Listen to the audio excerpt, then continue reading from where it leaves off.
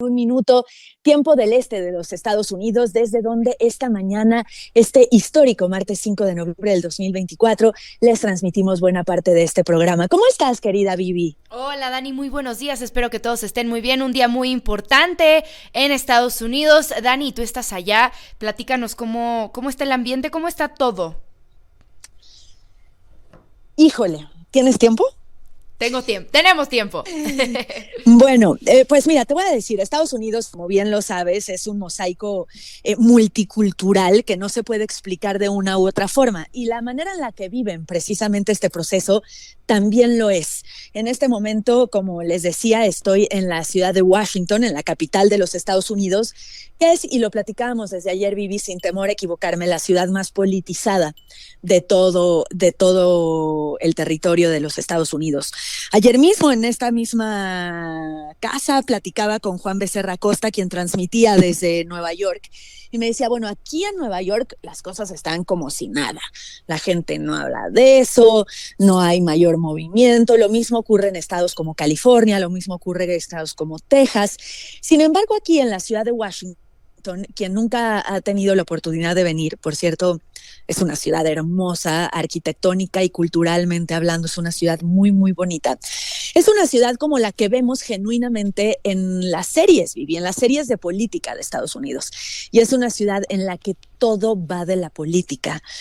Hay que recordar que la ciudad de Washington, D.C., no es un estado, es un distrito, precisamente, por eso el D.C., District of Columbia, que está formado en territorio del estado de Virginia y del estado de Maryland.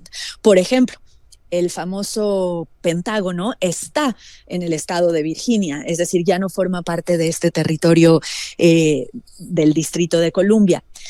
En algún caso, si en algún caso se diera que el District of Columbia se disolviera, que dejara de existir, ambos estados tendrían la posibilidad de recuperar su territorio. Eso era solo un paréntesis que te quería hacer porque es bueno aprender datos todos los días. A lo que me refiero es que esta ciudad es todo política. La mayoría de las personas que viven aquí y que no atienden, digamos, un comercio o un tema turístico, se dedican de una u otra forma a la política. Aquí en los bares y en los restaurantes, así como ves en las resto de las entidades, los partidos de fútbol americano, los partidos de béisbol, los partidos de fútbol. Aquí lo que se ve en los bares y los restaurantes son noticieros, son programas de análisis, son las principales cadenas de noticias de este país y sobre todo en fechas como estas. Entonces aquí la gente sí está muy metida en este tema, la gente sí habla de este tema y la gente, y de eso me gustaría platicar con mucho detenimiento contigo, tiene mucho miedo de lo que pueda pasar hoy o en las horas posteriores a el día de hoy. Varias cadenas de Estados Unidos enviaron a sus reporteros y a sus reporteras esta mañana a la calle con equipo antibalas, con equipo como para ir a la guerra, Vivi. Y eso habla mucho del ánimo que hay, del genuino temor que hay a que se puedan poner las cosas violentas, lo cual también queda en evidencia cuando ves la seguridad que rodea todos los edificios emblemáticos como el Capitolio, como la Casa Blanca, como los locales, los comercios alrededor de la Casa Blanca, que son sitios turísticos, y no solo turísticos, sino para los locales muy relevantes, me refiero a cafeterías, a pastelerías, a pequeños restaurantitos donde la gente va a comer o a tomar lunch, han decidido cerrar sus puertas, tapiar de pies a cabeza sus puertas y sus ventanas y simplemente no abrir.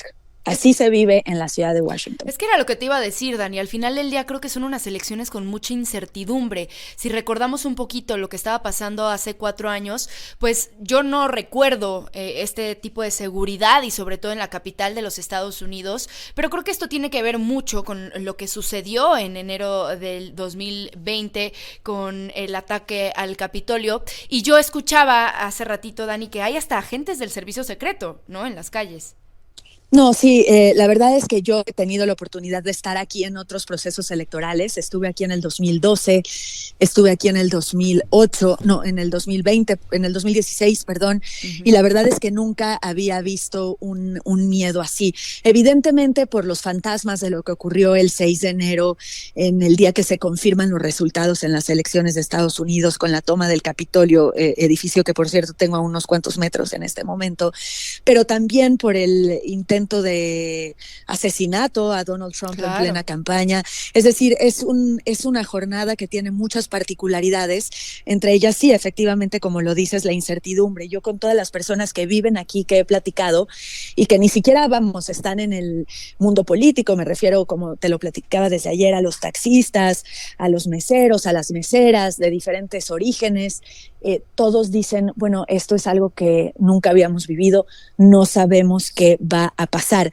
Incluso en el 2016 se sabía de la forma incorrecta, pero no había esta incertidumbre. La mayoría de las encuestas marcaban que Hillary Clinton sería la ganadora, y se tenía el conocimiento de que existía, y poco a poco fue saliendo a la luz, evidentemente, más este voto oculto en favor de Donald Trump, que para algunos analistas este año no existe ya, es decir, su base y sus seguidores son abiertamente trumpistas, y ahora podría estar en un voto oculto de las mujeres. En todos los medios de comunicación se habla aquí de que este es un día y una jornada electoral que estará marcada por las mujeres, no solo por las características, pues si se me permite decirlo, misóginas de la personalidad de Donald Trump, sino por el tema del aborto, que es uno de los 3 que más le importan a los estadounidenses y por medio de los cuales los estadounidenses están definiendo su elección el día de hoy, o la que tomaron en días y semanas previos, porque hay que decirlo que una buena parte de los estadounidenses,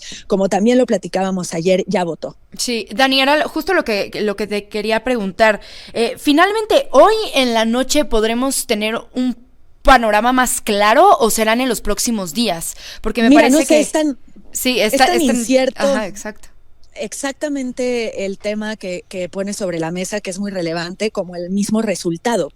En el 2016, lo recordarán muchos de ustedes, a pesar de que se pensaba que Hillary Clinton, y todas las encuestas lo marcaban, ganaría por un amplio margen, los resultados se fueron conociendo tarde, ya el martes, en las primeras horas del miércoles, pero se conocieron ese día.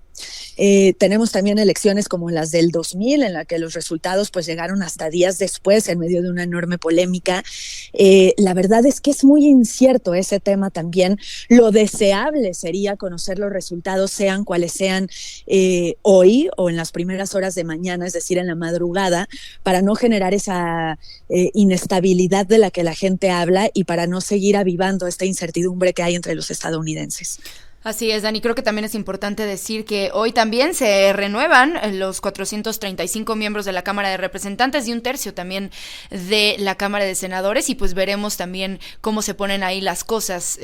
No sé cuáles ni siquiera sean los resultados para ambas cámaras, que son muy importantes allá en Estados Unidos. Sí, muchas gubernaturas también hoy se definen, muchas iniciativas de ley. Aquí en los comicios electorales es muy frecuente, es muy común que los estadounidenses voten también por iniciativas que en este año están relacionadas mayormente con el aborto, como ya te lo decía, con la migración en algunos estados como Arizona, y con algunas cosas relacionadas con la legalización de drogas, de diferente tipo de drogas. Ahora, ¿qué les diría yo a ustedes que son los temas que tienen que tener en el radar, o los datos que deben de conocer para entender con mayor facilidad este complejísimo sistema electoral?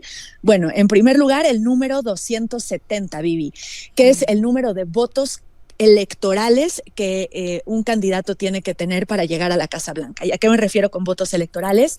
Aquí el sistema, de una forma muy sencilla y muy básica, cada estado de la Unión Americana vale cierta cantidad de votos electorales, y eso está definido según su población. Entonces, por darte un ejemplo, si un estado vale 7 puntos y un candidato gana ese estado, se le va sumando 7 puntos y así consecutivamente. Gana el que llegue a los 270. Por eso hay que tener muy en claro ese número. Y lo segundo es los 7 estados columpio, los 7 estados bisagra, los 7 swing states, como se les dice en Estados Unidos, que son sin lugar a dudas los que van a definir esta elección, como lo hacen cada 4 años, y por estado bisagra nos referimos a aquellos que pueden ser demócratas o pueden ser republicanos. Hay estados que históricamente están marcados por una preferencia política, como California, por ejemplo, que es 100% demócrata, y hay 7 en este proceso que no lo son. Vamos a hacer una pausa, regresamos con un tema allá en el estudio en México, y al volver, más adelante desde acá, Regresamos desde la ciudad de Washington, D.C., la capital de los Estados Unidos, y me atrevería a decir, Vivi, la capital del mundo en este martes 5 de noviembre, por las implicaciones que tiene cualquiera que sea el resultado de este proceso electoral para el mundo. Desde luego para México ya tendremos oportunidad de hablar y de analizar esto en todos los sentidos y desde todas las perspectivas, pero me quedé a medias diciéndote los 7 estados en los que la gente tiene que estar muy al pendiente, que son Arizona y Nevada, ojo, 2 estados de los llamados columpio que tienen una importante presencia de mexicanos que no necesariamente, y eso es otro tema bien interesante de este proceso electoral, Vivi, votará por el Partido Demócrata, es decir, por Kamala Harris. La comunidad migrante mexicana y no mexicana se ha convertido en un bloque también heterogéneo con diferentes intereses, que ya no es una generación migrante de primera línea, pues, sino de segunda o de tercera, que tiene valores distintos, que se siente y que se considera a ella misma estadounidense, y que desde luego eso cambia sus preferencias, que naturalmente en años anteriores serían inclinadas hacia los demócratas. Arizona y Nevada, entonces. Georgia, ¿por qué conocemos Georgia? Por la famosa ciudad de Atlanta. Carolina del Norte, otro de los estados bisagra. Wisconsin y Michigan, ojo con Michigan por el asunto de los árabes, que no están contentos con las acciones que el gobierno de Joe Biden le han dado, o el cauce que le ha dado a su participación en el conflicto en el Medio Oriente, y que se podrían inclinar hacia Donald Trump. Y Pensilvania. ¿Por qué conocen ustedes Pensilvania? Bueno, por la ciudad de Filadelfia. En la ciudad de Filadelfia, ¿qué ha sucedido? Bueno, la película de Rocky, estas escaleras famosísimas en esta emotiva escena de Rocky, y por Pittsburgh, los aceleros de Pittsburgh, y será Pensilvania un estado clave. Todas las estadísticas, todos los análisis aseguran que quien gane Pensilvania con mucha certeza será el presidente de Estados Unidos. Ningún candidato demócrata ha llegado a la Casa Blanca sin ganar Pensilvania. Entonces, esos son los 7 estados bisagra en este 2024, 270 el número que todos tenemos que tener en la mente, y esperar, Vivi, esperar, porque la jornada será larga, muy larga, de horas, tal vez de días. Así es, Dani. Y nada más rapidísimo, Kamala Harris entonces cierra, o más bien va a esperar los resultados en Washington. En Washington, es correcto, en la universidad, en su alma mater. Llegará en las próximas horas, después de haber hecho un evento justo en Pensilvania, en donde participaron Oprah Winfrey, Katy Perry, Ricky Martin. En grande la armó Donald Trump, como era de esperarse, en Florida, en West Palm, muy cerca de Miami, muy cerca de su residencia en Mar-a-Lago, en un centro de convenciones, en un hotel por allá. Y bueno, pues a esperar. Hay que recordar que aquí no existe una institución como la que tenemos en México, no existe el INE, son los medios de comunicación los que van haciendo sus conteos y proyectando los resultados, para que después en diciembre los colegios electorales hagan oficial su votación y sea el 6 de enero precisamente cuando se formalice el resultado. Un proceso muy complejo que he tratado de sintetizar de la forma más sencilla posible, porque este es un tema que de verdad nos debe de interesar a todos. ¿Quién es la mejor opción para México, Vivi? Incierto. Naturalmente la respuesta sería Kamala Harris por el discurso histórico, o el discurso que conocemos bien de Donald Trump. Claro. Pero pues tampoco según los análisis es una opción que nos haga brincar de felicidad. Así es, Dani. Más adelante hablaremos en las tendencias de lo que está haciendo tendencia en Estados Unidos. Ya nos platicarás en nuestro país lo que contestó claramente la presidenta Claudia Sheinbaum a lo que dijo ayer el candidato republicano Donald Trump en este discurso hacia México y los aranceles. Así es, ayer su primer acto en su último día de campaña fue amenazar a México. Como ya lo decías, hoy la presidenta Sheinbaum reaccionó. Estaremos hablando más adelante de ello, pero te cedo los micrófonos. Iba a decir las cámaras, pero es la costumbre. Los micrófonos a la Ciudad de México, Vivi, y más adelante nos conectamos.